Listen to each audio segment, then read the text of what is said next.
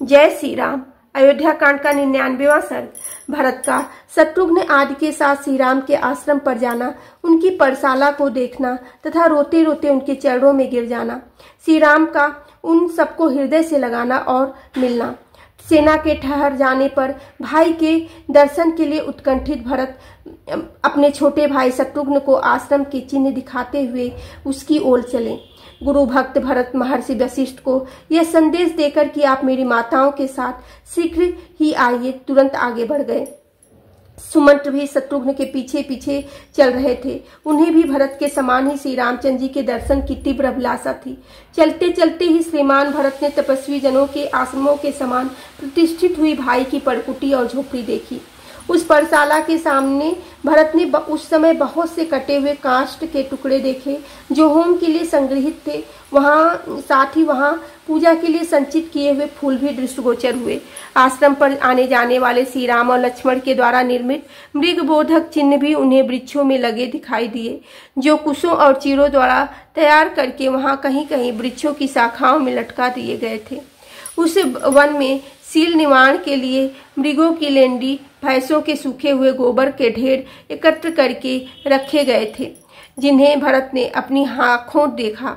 उस समय चलते चलते ही परम कांतिमान महाभाव भरत ने शत्रुघ्न तथा संपूर्ण मंत्रियों से अत्यंत प्रसन्न होकर कहा, जान पड़ता है महर्षि भारद्वाज ने जिस स्थान का पता बताया था वहां हम लोग आ गए हैं। मैं समझता हूँ मंदाकिनी नदी यहाँ से अधिक दूर नहीं है।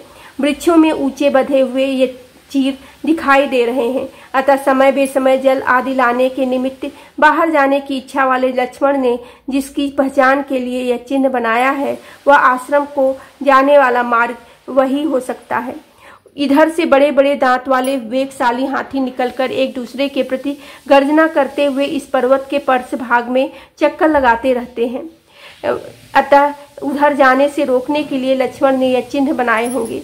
वन में तपस्वी मुनि सदा जिनका आधान करना चाहते हैं, उन अग्निदेव का यह अति सघन धूम दृष्टिगोचर हो रहा है। यहाँ मैं गुरुजनों का सत्कार करने वाले पुरुष सिंह, आर्य रघुनंदन का सदा आनंद मग्न रहने वाले महर्षि की भांति देखना दर्शन करूंगा।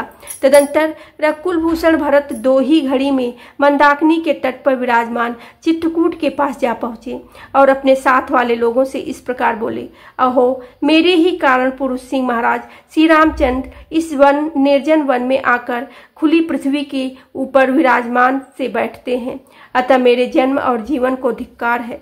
मेरे ही कारण महातेजस्वी लोकनाथ रघुनाथ भारी संकट में पड़कर समस्त कामनाओं का परित्याग करके वन में निवास करते हैं, इसलिए मैं सब लोगों द्वारा निंदित हूँ, अतः मेरे जन्म को धिक्कार है। आज मैं श्री राम को प्रसन्न करने के लिए उनके चरणों में गिर जाऊंगा, सीता और लक्ष्मण के भी पैरों में पड़ूंगा। इस तरह विलाप करते हुए दशरथ कुमार भरत ने उस वन में एक बड़ी परशाला देखी जो परम पवित्र और मनोरम थी। वह शाला ताल और अश्वकड़ नामक वृक्षों के बहुत से पत्तों द्वारा छाई हुई थी, अतः परशाला में जिस पर कोमल कुश बिछे गए थे उस लंबी चौड़ी वेदी के समान शोभा पा रही थी। वहां इंद्रधनुष के समान बहुत से धनुष रखे गए थे जो गुरुतर कार्य साधन में समर्थ थे, जिनके पृष्ठभाग सोने के मढ़े गए थे जो बहुत ही प्रबल तथा शत्रुओं से पीड़ा देने वाला था। उस समय पर कुटी को बड़ी शोभा हो रही थी। वहां तरकसों में बहुत से बाण भरे थे जो सूर्यों को किरणों के समान मतवाले, चमकीले और भयंकर थे। उन बाणों से वह परशाला उसी प्रकार सुशोभित होती थी जैसे दीप्तिमान मुख वाले सर्पों से भोगवती पूरी शोभित होती हैं।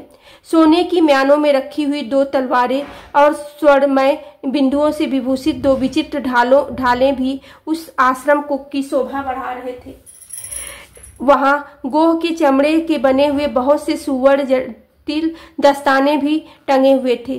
जैसे मृग सिंह के गुफा पर आक्रमण नहीं कर सकते, उसी प्रकार वह पाठशाला शत्रु समूहों के लिए अगम्य एवं अजेय थी। श्री राम के उस निवास स्थान में भरत ने एक पवित्र एवं विशाल वेदी भी देखी, जो ईशान कोण की ओर कुछ नीची थी। उस पर अग्नि प्रज्वलित हो रही थी।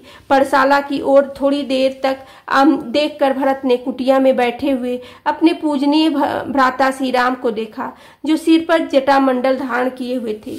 उन्होंने अपने अंगों में कृष्ण मृग चर्म तथा चीर एवं वल्कल वस्त्र धारण कर रखे थे। भरत को दिखाई दिया कि श्री राम पास ही बैठे हैं और प्रज्वलित अग्नि के समान अपनी दिव्य प्रभा फैला रहे हैं। समुद्र प्रयत्न स्वामी में पृथ्वी के स्वामी धर्मात्मा महाभाव श्री राम सनातन ब्रह्मा की भांति कुछ बिछी हुई वेदी पर बैठे थे। उनके कंधे सिंह के समान, भुजाएं बड़ी बड़ी और नेत्र प्रफुल्ल कमल के समान थे। उस वेदी पर वे सीता और लक्ष्मण के साथ विराजमान थे। उन्हें इस अवस्था में देख धर्मात्मा श्रीमान कैकेयी कुमार भरत शोक और मोह में डूब गए और तथा बड़े वेग से उनकी ओर दौड़े। भाई की ओर दृष्टि पड़ते ही भरत अर्थवाह से विलाप करने लगे। वे अपने शोक के आवेग को धैर्य से रोक न सके और आंसू बहाते हुए गदगद वाणी में बोले, हाय, जो राज्यसभा में बैठकर प्रजा और मंत्री वर्ग के द्वारा सेवा तथा सम्मान पाने के योग्य है, वे ही ये मेरे बड़े भाई भ्राता श्री राम यहाँ जंगली पशुओं के साथ घिरे हुए बैठे हैं। जो महात्मा पहले कई सहस्त्र वस्त्रों का उपयोग करते थे, वे अब धर्माचरण करते हुए यहाँ केवल 2 मृग चर्म धारण करते हैं। जो सदा नाना प्रकार के विचित्र फूलों को अपनी सिर पर धारण करते थे, वे ही ये श्री रघुनाथ जी इस समय इस जटाभार को कैसे सहन करते हैं। जिनके लिए शास्त्रोक्त यज्ञों के अनुष्ठान द्वारा धर्म का संग्रह करना उचित है, वे उस समय शरीर को कष्ट देने से प्राप्त होने वाले धर्म का अनुसंधान कर रहे हैं। जिनके अंगों की बहुमूल्य चंदन से सेवा होती थी, उन्हीं मेरे पूज्य भ्राता का यह शरीर कैसे मल सा सेवित हो रहा है। हाय, जो सर्वथा सुख भोगने के योग्य है, वे श्री राम मेरे ही कारण ऐसे दुख में पड़ गए हैं। अहो, मैं कितना क्रूर हूँ, मेरे इस लोक निंदित जीवन को धिक्कार है। इस प्रकार विलाप करते करते भरत अत्यंत दुखी हो गए। उनके मुखा और विंद पर पसीने की बूंदें दिखाई देने लगी। वे श्री रामचंद्र जी के चरणों के पहुंचने के पहले ही पृथ्वी पर गिर पड़े। अत्यंत दुख से संतप्त होकर महाबली राजकुमार भरत ने एक बार दीन वाणी में आर्य कहकर पुकारा, फिर वे कुछ न बोल सके। आंसुओं से उनका गला रूंध गया था। यशस्वी श्री राम की ओर देख वे हाँ आर्य कहकर चीख उठे। इससे आगे उनसे कुछ बोला न जा सका। फिर शत्रुघ्न ने भी रोते रोते श्री राम के चरणों में प्रणाम किया। श्री राम ने उन दोनों को उठाकर छाती से लगा लिया। फिर वे भी नेत्रों में आंसू के धारा बहाने लगे। तत्पश्चात राजकुमार श्री राम तथा लक्ष्मण उस वन में शत्रुघ्न और निषाद राजगुरु से मिले। मानो आकाश में सूर्य और चंद्रमा सूर्य और बृहस्पति से मिल रहे हों। युद्धपति गजराज पर बैठकर यात्रा करने वाले उन चारों राजकुमारों को उस विशाल वन में आया देख समस्त वनवासी हर्ष छोड़कर शोक के आंसू बहाने लगे। बोलो सियावेरे रामचंद्र की जय, पेवेने सुते हेनु माने की जय।